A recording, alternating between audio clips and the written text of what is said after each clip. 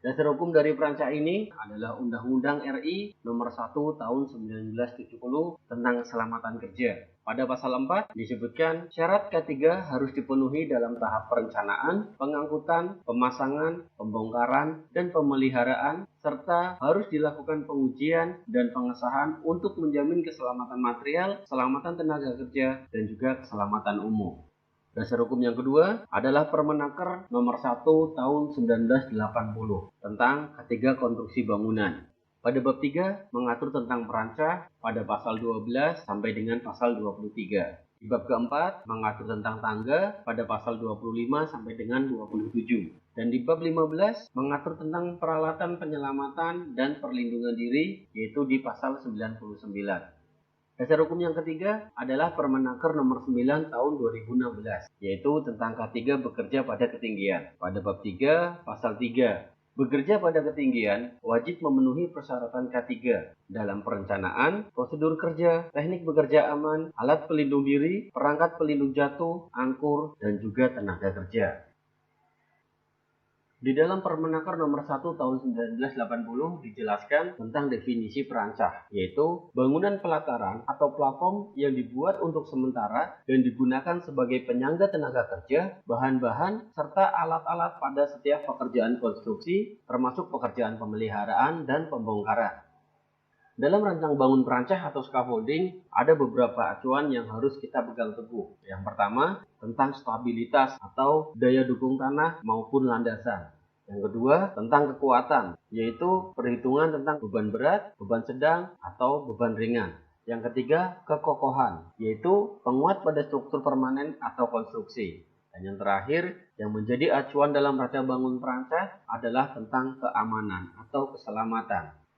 Perancah atau scaffolding itu sendiri ada 3 tipe dasar. Yang pertama, support scaffold atau platform yang disanggah oleh tiang yang dilengkapi dengan pendukung lain seperti sambungan-sambungan, kaki-kaki, kerangka-kerangka, dan juga outrigger. Yang kedua, suspense scaffold, yaitu platform atau perancah yang tergantung dengan tali atau struktur kokoh lainnya. Dan yang ketiga, area lift, yaitu perancah mekanikal untuk mengangkat, seperti main basket dan yang lainnya. Perancah atau scaffold terdiri atas beberapa jenis yang disesuaikan dengan kegunaannya masing-masing. Pertama, perancah kayu atau bambu. Biasa dipakai untuk pekerjaan yang tidak terlalu besar atau bahkan digunakan hanya untuk satu kali pakai. Perancah beroda atau mobile scaffold. Perancah ini biasanya dipakai untuk pekerjaan-pekerjaan pada area yang rata dan ruangan yang bebas dari material maupun perancah yang lainnya. Perancah beroda memiliki roda pada bagian bawah sehingga cocok untuk pekerjaan yang sifatnya berpindah-pindah di dalam satu ruangan. Perancah pipa atau tubular scaffold atau juga ada yang menyebut tube and coupler scaffold. Keistimewaan perancah pipa ini adalah lebih mudah dirakit dan dibentuk sesuai dengan kebutuhan, sehingga banyak digunakan pada pekerjaan-pekerjaan gedung, pekerjaan tangki, ataupun pembuatan kapal dan lain-lain. Perakit perancah pipa ini, atau yang biasa kita sebut dengan scaffolder, wajib mengikuti pelatihan K3 scaffold agar terhindar dari risiko kecelakaan kerja. Jenis perancah yang keempat adalah perancah bingkai atau frame scaffold. Salah satu jenis scaffolding yang sudah sangat familiar dengan rekan-rekan Fukroy. Frame scaffold ini banyak digunakan sebagai akses pada konstruksi maupun perancah support lantai kerja. Dalam mempelajari teori-teori dasar perancah atau scaffolding, kita wajib mengetahui istilah-istilah scaffolding. Akses platform adalah lubang atau area pada lantai kerja yang dipergunakan sebagai jalur lalu orang dari landasan ke lantai kerja ataupun sebaliknya. Design load adalah beban maksimum sebuah scaffolding, baik itu berat pekerja, bahan, dan juga perlengkapan kerja yang dibawa atau diletakkan pada lantai kerja. Bay adalah luas bidang yang dibatasi oleh 4 buah standar yang saling berdekatan. Lift adalah luas bidang tegak lurus yang dibatasi oleh 2 buah ledger dan 2 buah transom yang saling berdekatan. Load ratings adalah pembebanan maksimum dari scaffolding dengan kategori light duty, medium duty, dan juga heavy duty. Sole plate adalah papan tebal yang dipasang sebagai alas base plate yang berfungsi sebagai ganjal khusus pada landasan yang lunak.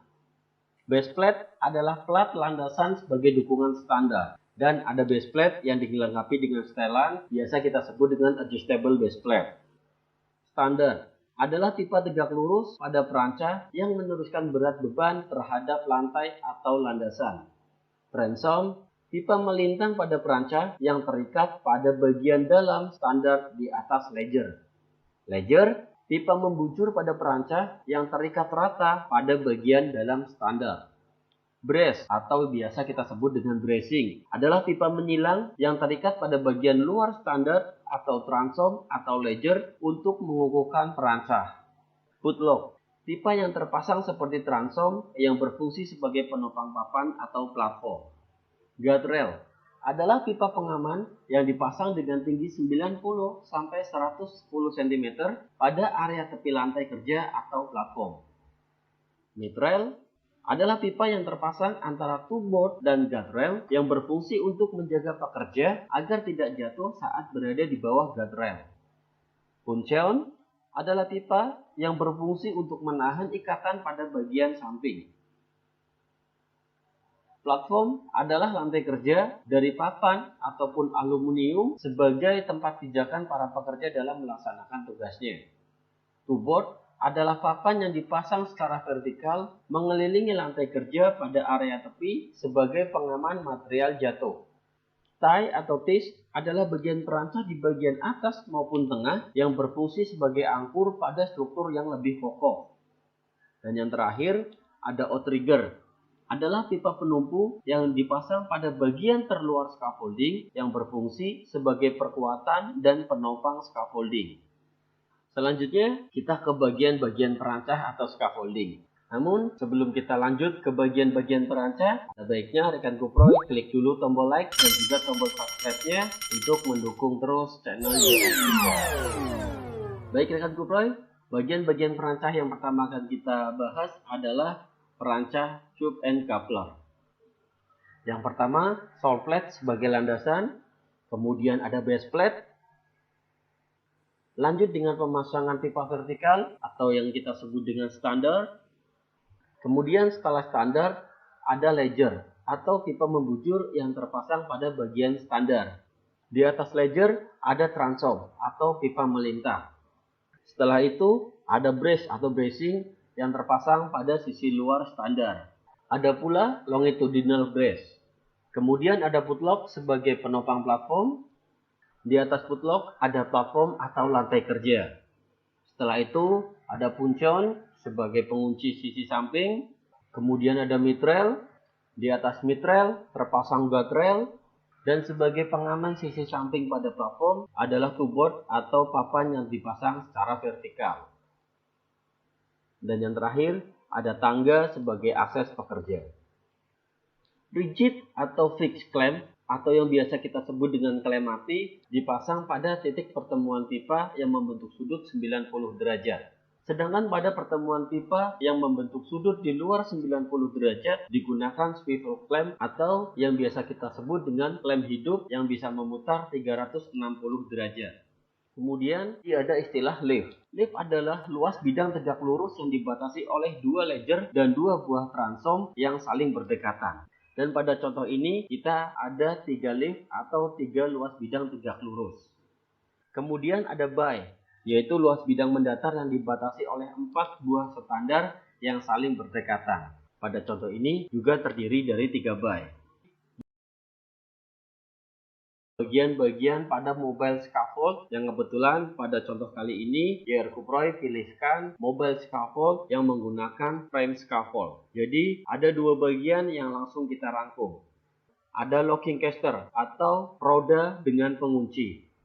Kemudian main frame atau frame utama. Pada mobile scaffold ini dilengkapi juga dengan outrigger sebagai penopang scaffolding. Di bawah outrigger menggunakan adjustable base plate yang bisa disetel ketinggiannya sesuai dengan kebutuhan.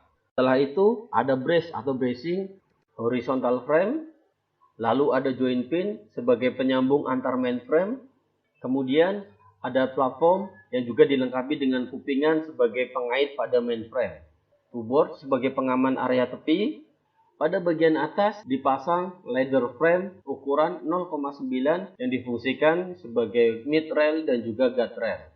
Pada sisi samping untuk midrail dan guardrail dipasang menggunakan pipa yang disambungkan dengan menggunakan fixed clamp.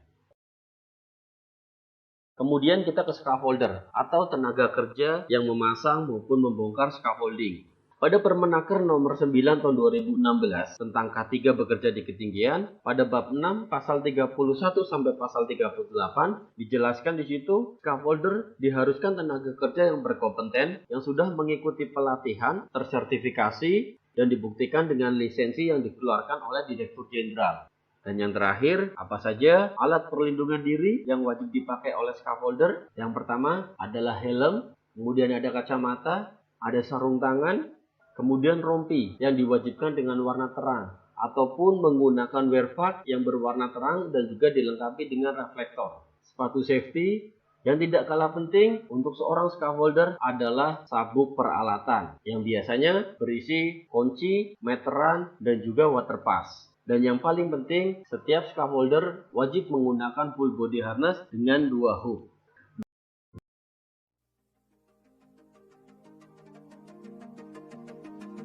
Baik, Assalamualaikum warahmatullahi wabarakatuh. Selamat siang, salam sejahtera buat kita semua. Selamat berjumpa kembali dengan saya, Bambang Usiawan, praktisi dari K3 Perancah ya, atau scaffolding.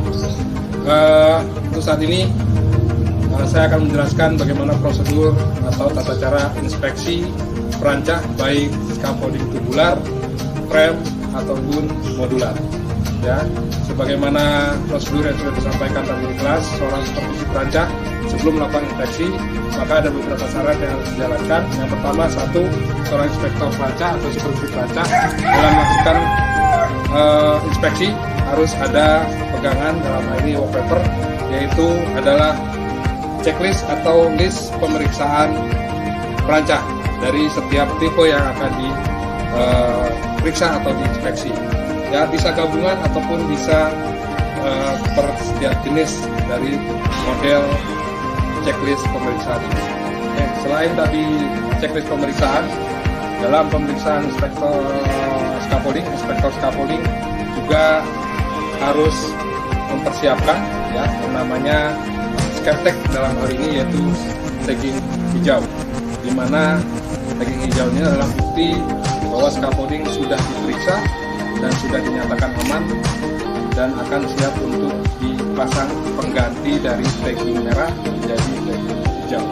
Kemudian selain skeptek juga ada bar atau list pemeriksaan juga sebagai informasi dari kekuatan scaffolding tersebut untuk levelnya atau beban yang boleh ditopangkan di atas lantai kerjanya, maksimum SOL berapa kilogram.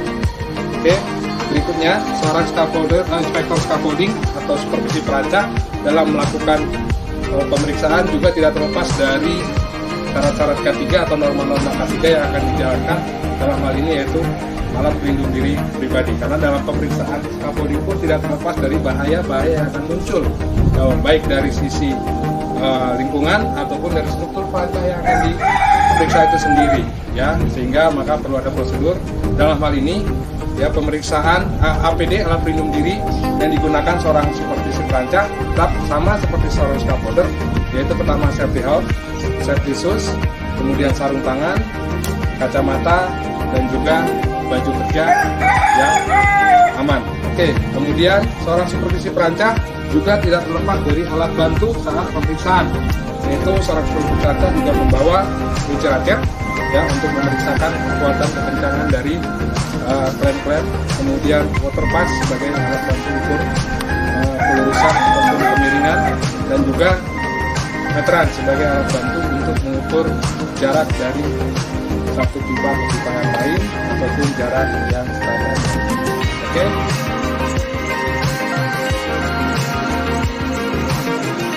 Baik, dalam hal ini yang pertama kita akan memeriksa sebuah struktur scaffolding yang sudah dikerjakan oleh tadi scaffolder ya, dan sudah melapor kepada kita sebagai inspektor ataupun sebagai supervisi perancah dan untuk melakukan pemeriksaan sebelum digunakan.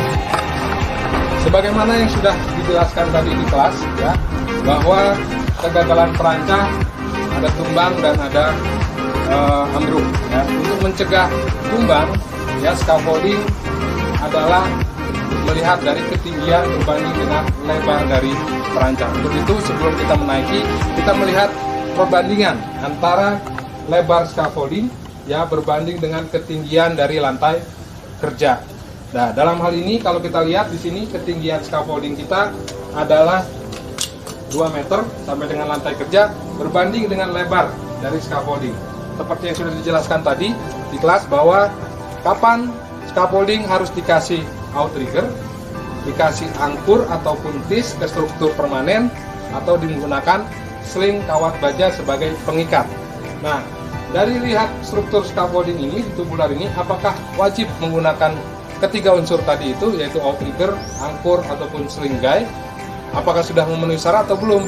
Ya, kalau kita lihat, maka kita harus ukur adalah perkalian dari lebar. Seperti tadi sudah dijelaskan, kalau di indoor adalah 3 kali ukuran terpendek dari lebar scaffolding. Kemudian kalau di outdoor adalah 2 kali ukuran terpendek dari scaffolding. Kalau kita lihat di sini adalah outdoor, ya, posisi scaffolding ini berdiri di outdoor, maka perkaliannya atau rumus kestabilannya adalah 2 kali lebar scaffolding. Nah, lebar scaffolding ini adalah lebarnya, kalau kita ukur, adalah 1,2 meter. Maka outdoor pengalinya adalah 2. Maka 2 kali 1,2, maksimum ketinggian yang stabil adalah 2,4 meter. Di sini hanya ketinggian scaffolding sampai lantai kerja itu hanya 2 meter. Ya, maka dinyatakan aman, tidak perlu menggunakan outrigger, menggunakan angkur, atau menggunakan sling guy. Maka dari kestabilan scaffolding ini dinyatakan sudah stabil. Jadi kemungkinan untuk tumbang scaffolding sudah tidak ada lagi. Kemudian yang kedua tadi, scaffolding bisa ambruk. Scaffolding ambruk ini faktor penyebabnya adalah struktur kekuatan pengikatan dari klem-klem dan juga dari bracing. Ya, maka yang perlu diperhatikan seorang inspektor pertama adalah kekuatan base slip. Apakah base slip sudah ada bracing? Ya, sudah di bracing semua. Kemudian bracing sudah sesuai dengan ketentuannya, cara pengikatannya ataupun sudutnya, dan juga jarak pengikatan dari persilangan dengan posisi pengikatan bracing. Nah, kalau kita lihat di sini bracing sudah komplit. Ada bracing samping posisi 2 dan bracing depan posisi juga 2, dan posisinya pun bersilangan dengan tepat. Jadi tidak sejajar, ya, untuk tubular scaffolding. Jadi kita lihat, tinggal kita melihat kondisi pengecekan dari pengikatan bracing tersebut.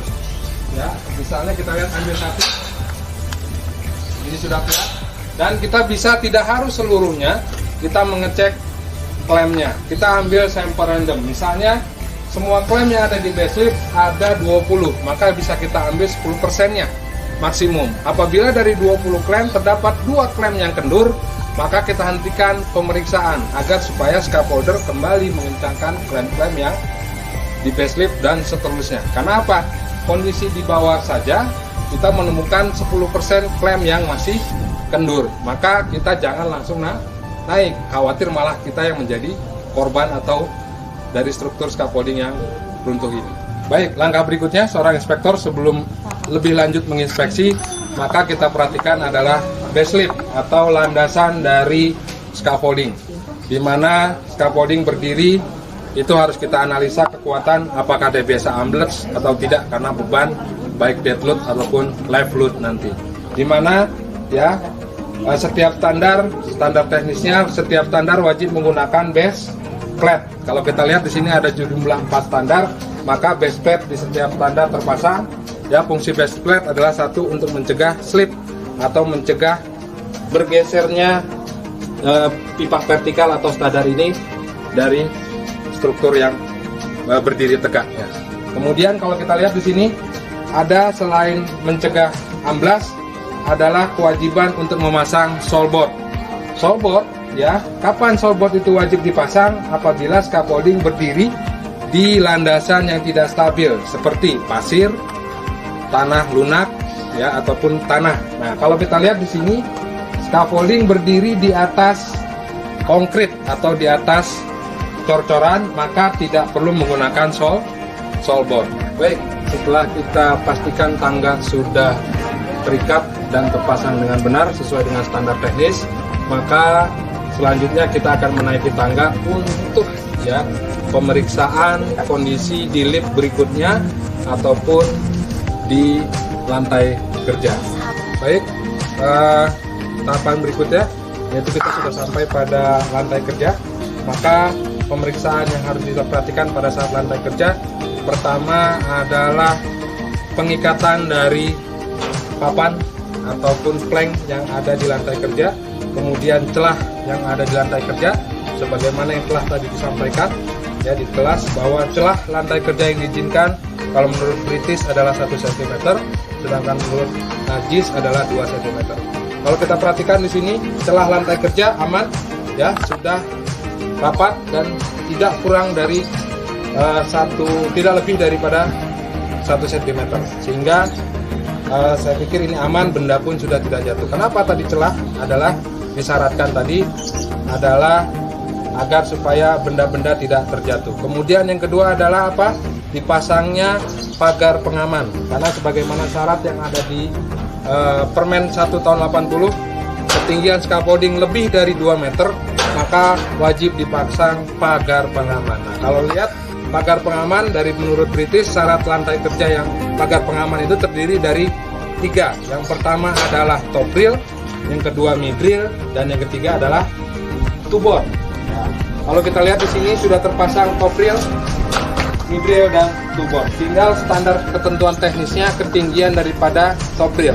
Ya, top rail yang aman adalah ukurannya dari si pekerja pengguna dari scaffolding ini, di mana tinggi top rail minimum tidak kurang dari pinggang, atau kalau mau standarisasi ukuran itu menurut JIS adalah minimum tinggi top rail 90 cm.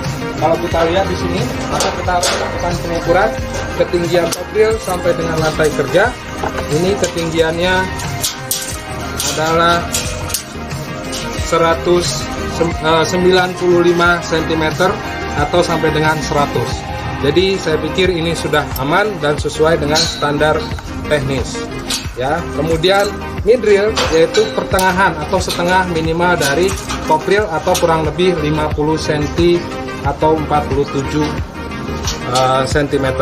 Ya, jadi ini sudah memenuhi syarat baik secara kekuatan, standar teknis, keamanan, dan cara pemasangannya. Nah, handrail juga sama pemasangannya, yaitu di dalam standar ya, dan baik dia posisi di depan sejajar dengan ledger ataupun posisi di samping sejajar dengan transom.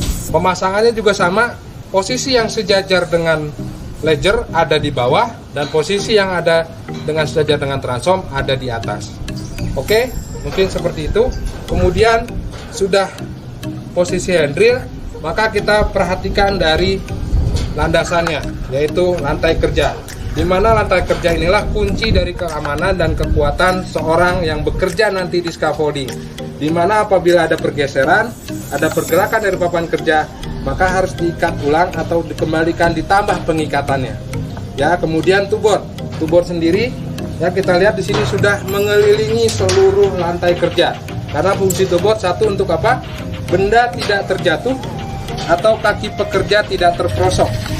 Ya, tidak bisa terprosok, itu fungsi dari two board. Kalau kita lihat di sini, secara kekuatan ini kuat, namun ada pengikatan yang masih mundur, dan juga belum terpasangnya pancen di sini sebagai penguat. Nah, ini bisa terjadi accident bagi seorang pekerja nanti.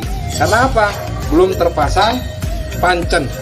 Ya, kalau di sisi sebelah ini sudah terpasang pancen seperti ini, maka akan terjadi kekuatan yang walaupun kuat, benda tidak terjatuh. Baik, ya. Untuk lebih lanjutnya kita perhatikan dari sisi pagar pengaman ini atau handrail, ya baik top rail ataupun mid rail. Di sini ada satu celah, ya, di mana ada potensi pekerja nanti terjatuh, ya, ada potensi kerja terjatuh, maka ini tidak aman, maka perlu dipasang palang, ya, untuk sebagai pintu atau biasa disebut dengan portal, ya, jadi bisa dibuka tutup, bisa menggunakan pipa 1 meter, ya, menggunakan pipa 1 meter di sini dengan menggunakan swivel clamp atau clamp berputar ya, agar bisa dibuka periksa kondisinya. Maka kita kembali lagi pemeriksaan kepada pengikatan baik pengikatan klem kita cek ya sesuai dengan ketentuan yang sudah ditentukan mengenai kekuatan ya, masih ada yang kendur atau tidak. Nah seperti ini kita masih menemukan klem yang masih kendur ya, bisa kita kencangkan atau kita catat bahwa kita menemukan ada beberapa klem yang masih kendur, berarti tadi masih terlewat. Kemudian pengikatan dari kawat seperti ini atau pancen, maka kita menjadi catatan ya bahwa masih ada beberapa part atau bagian yang perlu dilengkapi kembali seorang scaffolder. Kita bisa langsung cek kembali juga pengikatannya ya, apakah masih kencang atau kendur. Ya, inilah fungsi kita membawa kunci ratchet dan juga water pass ya, selain mengencangkan dan juga untuk mengukur tegak lurusan dari struktur-struktur yang ada di lantai kerja. Baik, lantai kerja ya, selain tadi rapat dan juga memiliki pagar pengaman, syarat lantai kerja yang lain adalah kuat ya, dimana kekuatan itu tergantung dari ketebalan papan kalau menggunakan papan kayu ya, kemudian jenis klasifikasi kayu kelas 1, kelas 2 ataupun kelas 3 sebagaimana menurut konsensus kayu SNI Indonesia tahun 2002 ya, itu klasifikasi kayu kelas 1, kelas 2 dan kelas 3. Nah, apabila menggunakan papan plank seperti ini atau metal plank seperti ini, maka kita ikuti regulasi British ya, dimana penggunaan papan metal plank seperti ini kekuatannya bergantung kepada jarak bentangan penopang ya, atau disebut dengan padlock, dari padlock ke padlock atau dari transom ke transom ya. Kalau kita lihat di sini, apakah sudah aman dengan bentangan jarak sekian atau perlu ditambah padlock ya. Nah, untuk itu kita harus ukur berapa jarak bentangan dari padlock ke padlock, kita harus ukur ya. Di sini kita menemukan jarak bentangannya adalah 160 cm atau 1,6. Sedangkan jarak aman menurut British ya 2428 disebutkan jarak bentangan metal plank atau timbel dari metal timbel adalah yaitu maksimum 1 meter setiap bentangannya.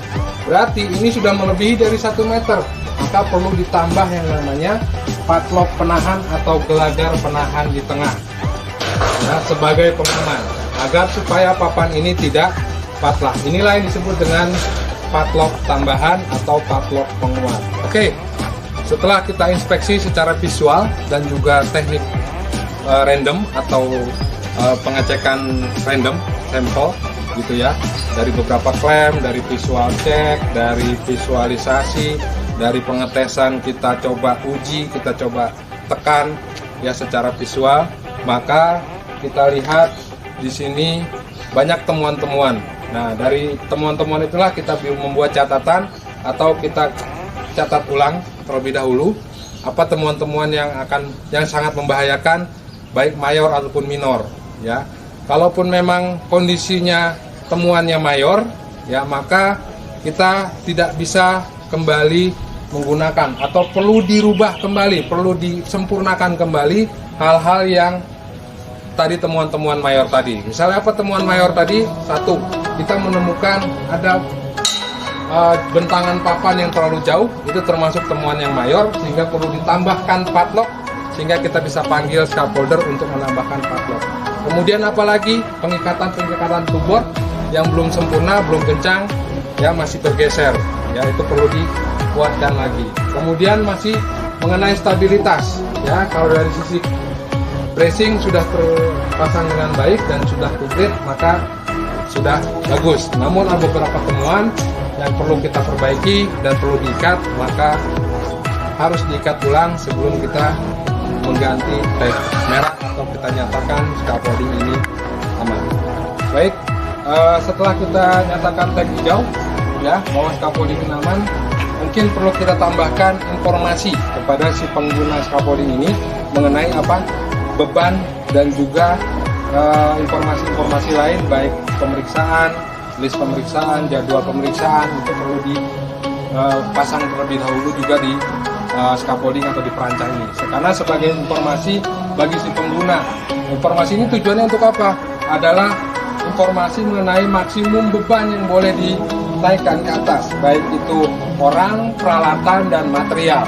Ya, kalaupun memang orangnya ada 3, kita bisa hitung berapa maksimum orang bertiga, apakah scaffolding ini mampu menahan untuk 3 orang dalam kategori ini beban sedang atau hanya beban ringan saja. Sebagaimana telah tadi disampaikan di kelas, kalau scaffolding tubular, ya, pembebanan dibagi menjadi 3 kalau menurut British ataupun Australia Standard.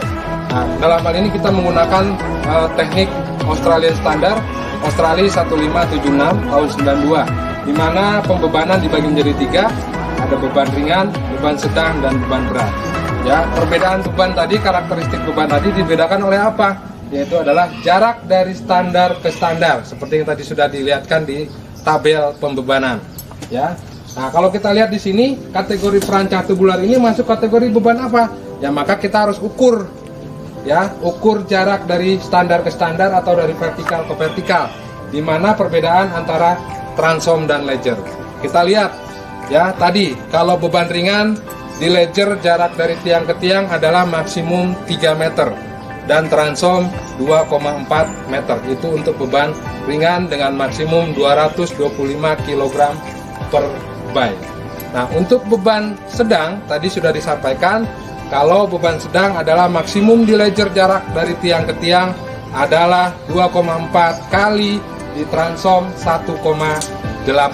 Itu beban sedang. Nah, untuk beban berat, ya, yaitu jarak dari tiang ke tiang di ledger atau di transom adalah di ledger yaitu 1,8 kali di transom 1,2, itu maksimum, dengan maksimum beban yaitu 675 kg per bay. Nah, kalau kita lihat scaffolding ini masuk kategori beban apa? Kita harus ukur.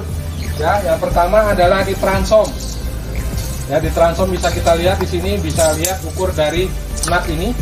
Nah, ini posisi as berarti menuju nut ini.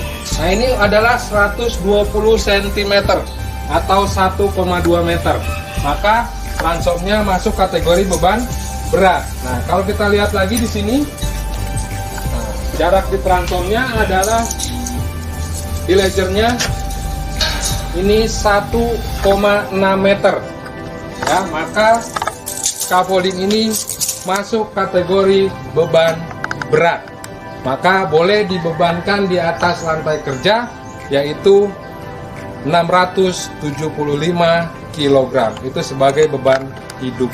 Untuk itu bisa kita beri informasi kepada si pengguna nanti kalau scaffolding ini masuk kategori beban berat, maka bisa kita tulis SWL. Ya, SWL di sini adalah SWL lantai kerja atau platformnya. Karena ini kategori beban berat, maka bisa kita hitung tulis 675 kg per bay. Ya. Jadi tertulis di sini 675 kg per bay. Sehingga artinya apa? Si pengguna scaffolding ini nanti tidak bisa melebihi beban dari 675 saat penggunaan scaffolding.